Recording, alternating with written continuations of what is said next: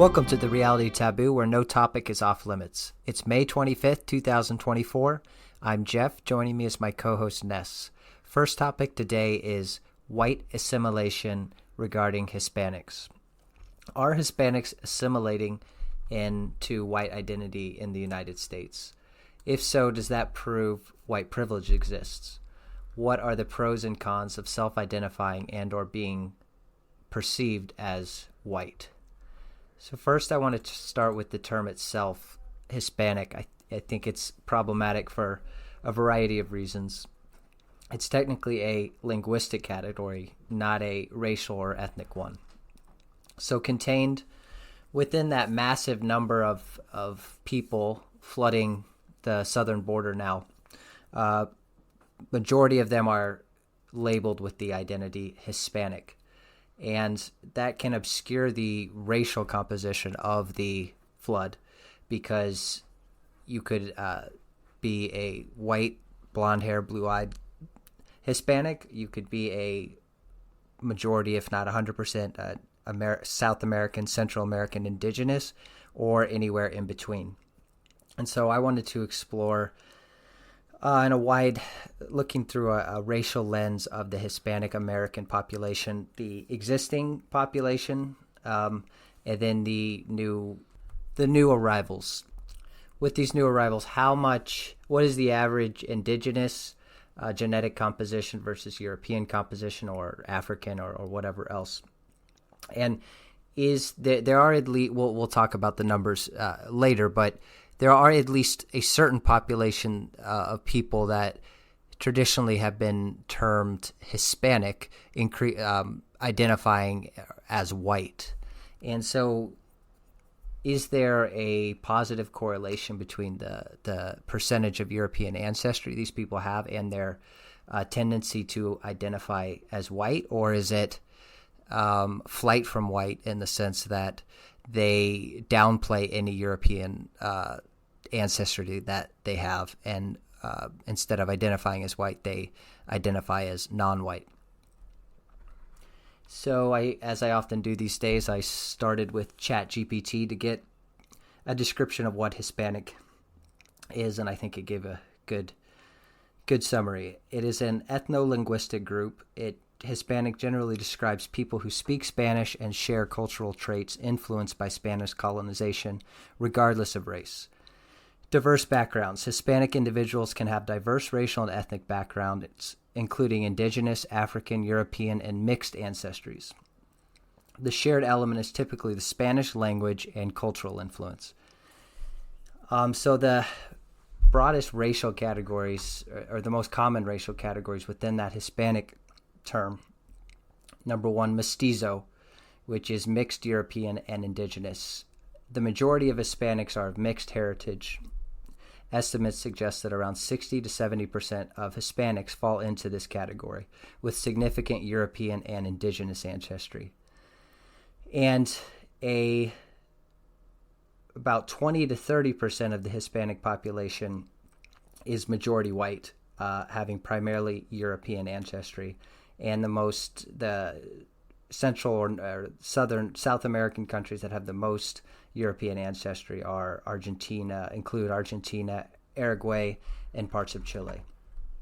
Those with predominantly indigenous ancestry are about 10 to 15% of the Hispanic population, and this group is most commonly in countries like Mexico, Guatemala, Peru, and Bolivia. And then lastly, there's about 5 to 10% of the Hispanic population has African ancestry. And this group is most prominent in countries like Cuba, Dominican Republic, Puerto Rico, Colombia, and Venezuela. And then there's a very small percentage of Hispanics with Asian ancestry, but it's less than 1%. So Ness, first question: is it feasible for people to identify equally strongly as white and as Hispanic? I don't think anyone willfully, or very few people willfully, identify as white as something that is sought after. They may be described as white second-handedly, but in terms of what's feasible or not, Pew in 2021 asked Hispanics how they would be identified by others if others saw them walking down the street. This is unprompted There's nothing about race or ethnicity per se. And I guess we have to preface that question. There's a big problem since Hispanic was broken out as a separate category, a non-racial category in the census back in the 80s or in the Reagan administration. Format that has been copied by other surveys since, like the U.S. Population Survey or the General Social Survey, that separate questions about race from questions about ethnicity. And the questions about ethnicity generally are bimodal. It is, are you Hispanic, yes or no? And that is the extent of the ethnicity questions. And so in the vernacular, I think generally people have a conception of Hispanic as being brown. Like you talk about black people, brown people, white people, and often Hispanics or people of Amerindian ancestry, indigenous ancestry to the Americas prior to European expansion into the Americas in the 15th century. That's how the proverbial American on the street conceptualizes it. So Hispanic is a race, but for intents and purposes of survey data and census data and that sort of thing, it is not a racial category. And so going back to the Pew data, asking Hispanics how they would be identified by others who saw them on the street, 70% said that others would call them Hispanic or Latino. 17% said they would be identified as white, 5% as mixed race, 1% as black, 1% as Asian, 1% as indigenous. Brown is not synonymous with Hispanic. Hispanic is generally, although not always, as we alluded to, that 17% that would be referred to as white. Those are the conquistador types, the ones that have the last names of Sanchez or Rodriguez, but look as white as the average person living in a small town in Iowa. So Hispanics form up part of the brown category, but there's also those subcontinentals, Indians, Pakistanis, Sri Lankans, who are brown in the American, or the Western nomenclature, but are not obviously Hispanic. And there's the same sort of latitudinal Klein shift you see in the Americas as you do in other parts of the world, where darker skinned indigenous are closer to the equator, and as you move north and move south, the skin tones tend to lighten, and that's as observable among indigenous South Americans and indigenous North Americans as it is among Europeans or those on the Asian continent.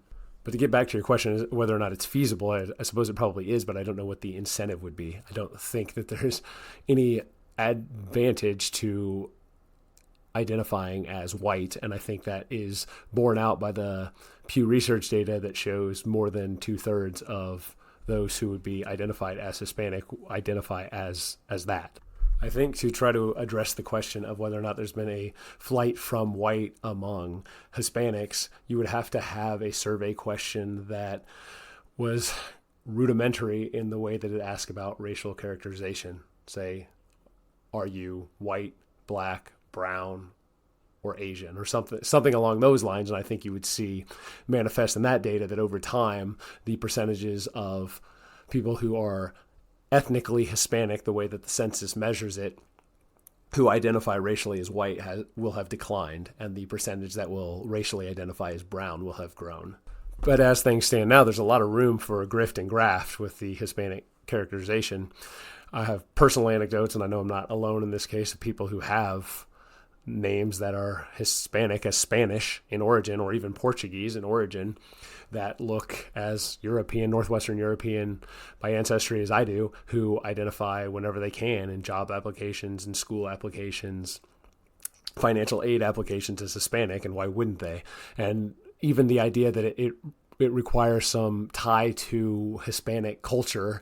Many Hispanics can't speak Spanish. In fact, a lot of the Amerindians who are coming over the border don't speak Spanish at all. They speak tribal languages from their villages. They don't speak English or Spanish, but they're still, of course, grouped in as Hispanic. And there are many people Brazilians, for example, in the United States that self-characterize as Hispanic, even though they're Portuguese by ancestry and by linguistics. We talked about the limitations of the term Hispanic. I think there's another problem with a term mestizo, which is probably the best racial category to describe I would probably a majority of the Hispanics, American Hispanics, but mestizo is considered slightly non-politically correct, and there's not really a good alternative term. The closest might be brown or Hispanic.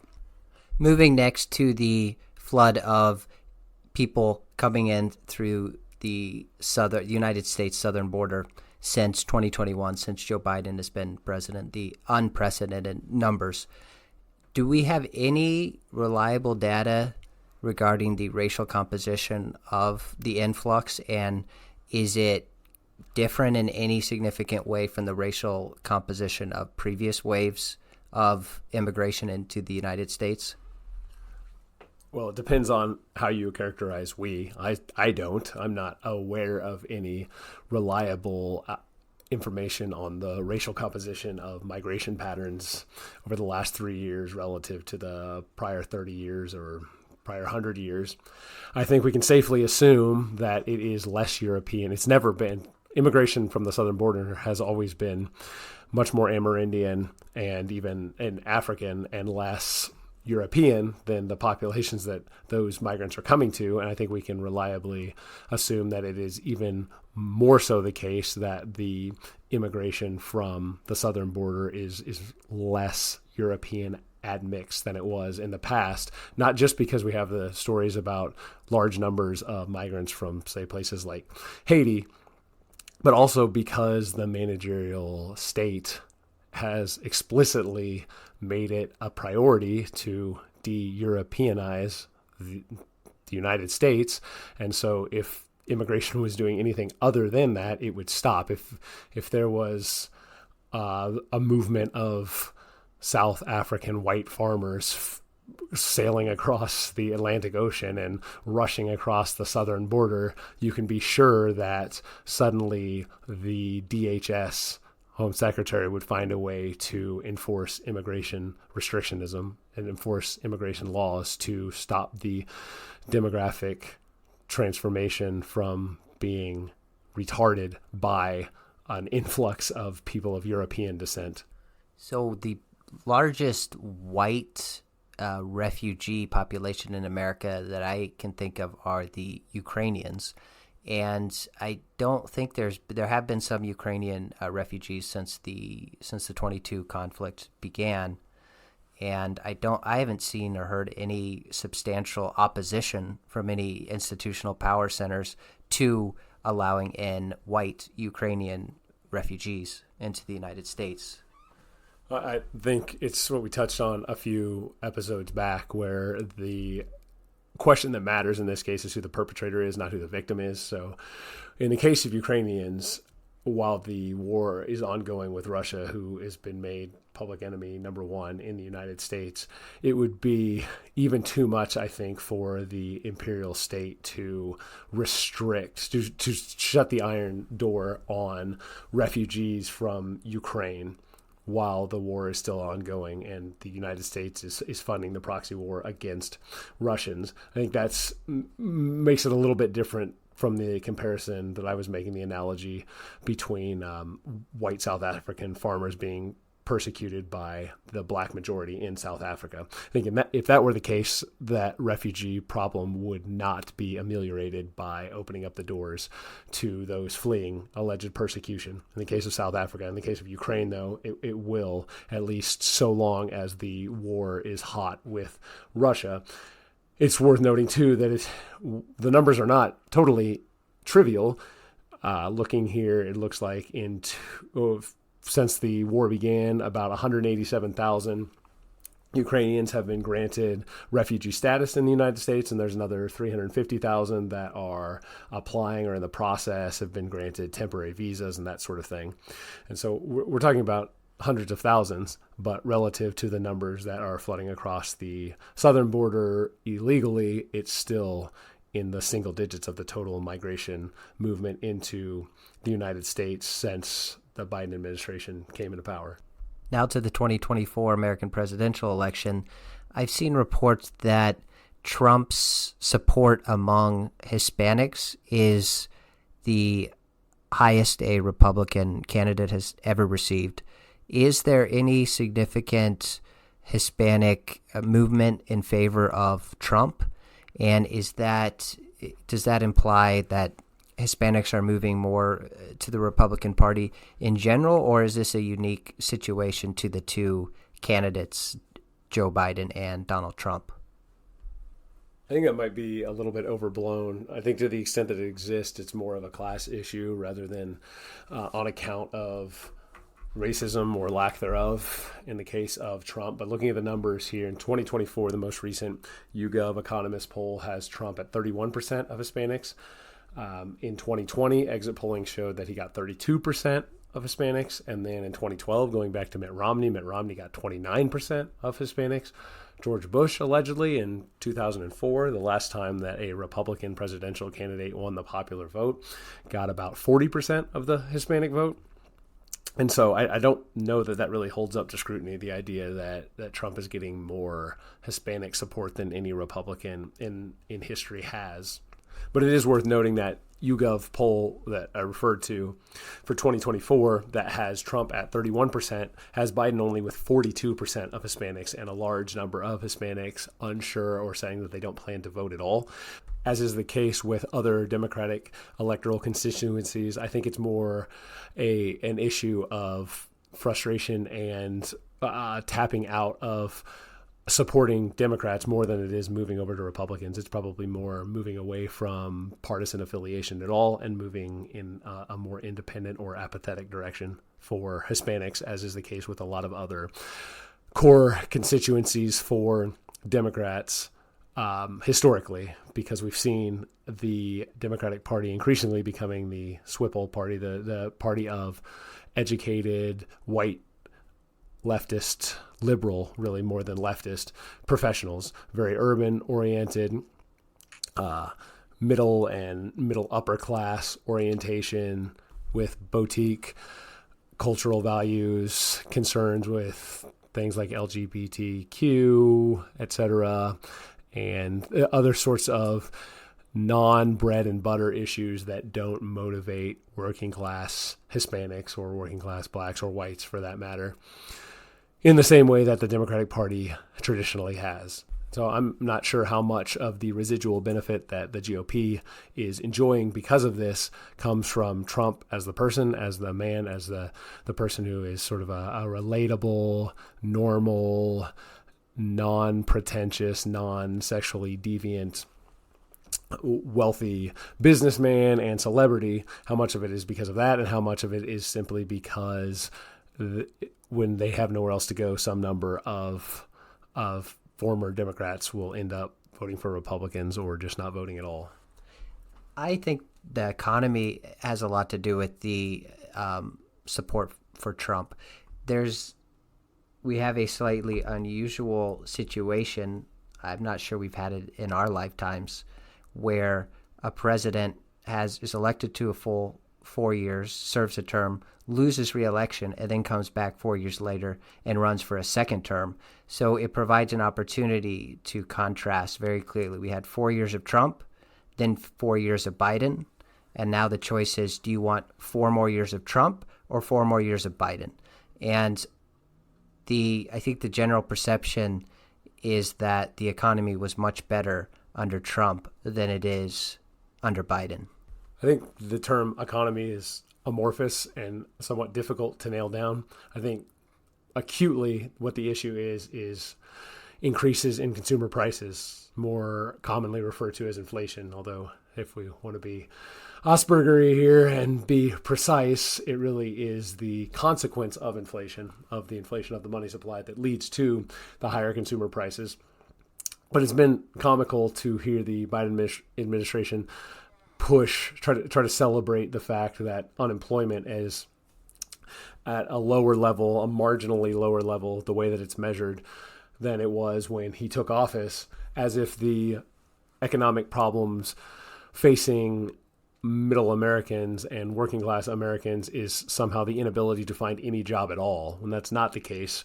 To the contrary, there are plenty of help wanted signs still for part-time, menial, unskilled labor that pays poor wages without benefits, while consumer prices continue to increase. And so wages are not keeping up with prices, and that is where that manifests itself in dissatisfaction with the economy. And the economist in YouGov did a poll in early May when the Biden administration was out really pushing that talking point that, hey, unemployment is at a lower level than it has been in several years. And so the economist in YouGov put the question to respondents, quote, which do you think is a more important problem facing the U.S. today, unquote.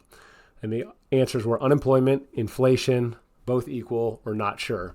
Unemployment got a whopping 3% of respondents saying that was the problem facing Americans. And it's funny because the official unemployment rate is about 3%. So I suppose that checks out. That small sliver of people who allegedly can't find jobs at all are the ones who are concerned with unemployment. But inflation got 57%. And then 35% said both equal. Those are probably Democrats. I would say overwhelmingly those are Democrats who are sticking to the talking points.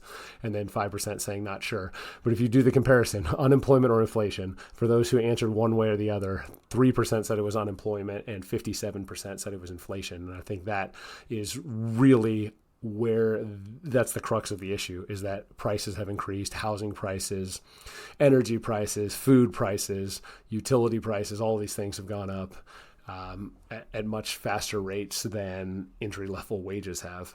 And then, of course, those low wages are kept low in part by the influx of cheap labor flooding in across the southern border, as we discussed earlier. On the other hand, though, cheap labor would, in theory at least, lower the price of consumer goods to some extent. If the producers and manufacturers are able to pay the labor less money, then they could theoretically pass on those savings to consumers, thus partially or somewhat alleviating the inflation issue. Labor is a factor of production, and when the supply of labor increases, then the price that labor will be able to demand decreases, and so that will tend to result in somewhat lower wages being paid. But the migration is also exacerbating the increase in consumer prices because the benefits and the benefits that illegal immigrants are taking out of the system is then being used to chase the goods and services that are available domestically. And so they're pushing up the prices in that sense. So while they may be lowering the prices to a marginal degree in terms of production, they are also bidding up those prices with the discretionary income that they make from wages. And since we're now a full generation removed from any direct association between taxation and government expenditures, where literally trillions of dollars are printed each year, are effectively printed each year, or some conjured into existence through U.S. Treasury market auctions that aren't collected in taxation, that you have trillions of dollars flooding into the domestic economy that are not being brought in there through taxation that the government's spending. And so that is pushing prices higher. And a big part of that multi-trillion-dollar deficit is in terms of benefits that are either paid directly or indirectly consumed by the millions, tens of millions of migrants who have poured into the country over the last 4 years and really over the last 40 years. So if the surge of illegal immigrants coming into the United States is exacerbating arguably Biden's biggest weakness, which is the economy, specifically inflation, you would think if Biden took any actions to reduce the number of illegal immigrants residing in the United States or able to make it to the United States, by doing so, he would improve the economy and thus improve his ability to be reelected. Why is he so permissive on the illegal immigration situation? Oh, I think this is what we're talking about when we're talking about prices from labor for non-skilled services. I think these are really marginal numbers. I mean, we're talking pennies on the price of consumer goods. I don't really think it moves the needle one way or the other, at least not nearly significantly enough to overcome the other considerations, the other political considerations that would come about by the Biden administration trying to suddenly get tough on immigration. because there's no way he's going to get to the right of the modal Trump voter on that. But he's already, as we've talked about in previous episodes, already has shaky foundations with his traditional conventional electoral support outside of the upper middle class white urbanite, and suddenly getting tough on immigration would not shore that support up at all, or at least it perceived not to shore that support up among the rest of the Democratic electoral support base. The truth is, over the last 20 years, the average American position in favor of immigration restrictionism has really crumbled away. And to an extent, it used to be during the Bush years when comprehensive immigration and the bipartisan attempt to allow a big amnesty of immigrants here and to permit increases in illegal immigration in the future. There was a lot of middle American opposition to that. Survey data showed consistently that when asked, Americans said that they wanted less immigration or immigration stopped entirely. But really since the Great Awakening in 2012, the survey data has shifted pretty dramatically on that, such to an extent that immigration restriction is no longer really a position that you can sort of take for granted as an inherent instinctive position that middle Americans hold. Part of that is due to the demographic transition. There simply are fewer Americans of European descent as a percentage of the total population, and whites tend to be more restrictionist than non-whites do. But even among whites, there's been a big shift in favoring permissibility of immigration in open borders, especially, and it's been really most starkly witnessed among those whites who self-identify as Democrat or liberal or leftist. We're going to end the episode with recent comments made by Pope Francis on immigration to the United States. He said that in an interview that the solution to record numbers of undocumented immigrants arriving at the U.S.-Mexico border was, quote, to open the doors to migration. This was prompted directly by the state of Texas taking some actions against certain Catholic charity organizations that receive millions of dollars of U.S. taxpayer money through NGOs to essentially facilitate the importation of illegal immigration into the United States. A little more background on the Catholic Church's position on immigration. Pope Benedict XVI in 2010 said, quote, "The Church recognizes the right to immigrate in every human person. At the same time, states have the right to regulate migration flows and defend their own frontiers, always guaranteeing respect due to the dignity of each and every person. The challenge is to combine the welcome due to every human being, especially when in need, with a reckoning of what is necessary for both the local inhabitants and the new arrivals to live a dignified and peaceful life." So cutting through all that, I think the official Catholic Church position, certainly even more so under Pope Francis, is their position is in opposition to any realistic way of dealing or reducing the flow of illegal immigration into the United States. So that leads me to the question, how do you convince Catholics or even Christian nationalists that Pope Francis is actually wrong about immigration? I think calling him the Antichrist isn't going to cut it. It might not be enough in and of itself, but Martin Luther, it was one of Martin Luther's favorite terms to refer to popes with, and he ended up garnering tens of millions of followers. So it might be it's not a bad place to start, to disregard the reverence of the idea of papal infallibility. I know that's a doctrine that is hotly disputed among Catholics, and as someone on the outside looking in, I wouldn't have the pretension to say that I could adjudicate it one way or the other, but I can state with some level of confidence that it's certainly not as clear-cut as those who would have Catholics believe whatever the Church tells them to believe through the Pope is made out to be the case. But the more succinct answer would be 1 Timothy 5:8. Anyone who does not provide for their relatives, and especially for their own household, has denied the faith and is worse than an unbeliever. And so the rhetorical question is, do we believe that the 330 odd million Americans or people living in the United States, the political borders of the United States is currently constituted, are they taken care of, or are they being harmed? Are they closer to being members of one's own people, being closer to one's own family than migrants from the other side of the globe? And if in letting in migrants from the other side of the globe, if in so doing we harm those who are already here, who are closer to members of our own household, then we are, to put it in biblical terms, quote, worse than an unbeliever, unquote. We'll wrap it up there. Thanks for listening to The Reality Taboo. Talk with you next time.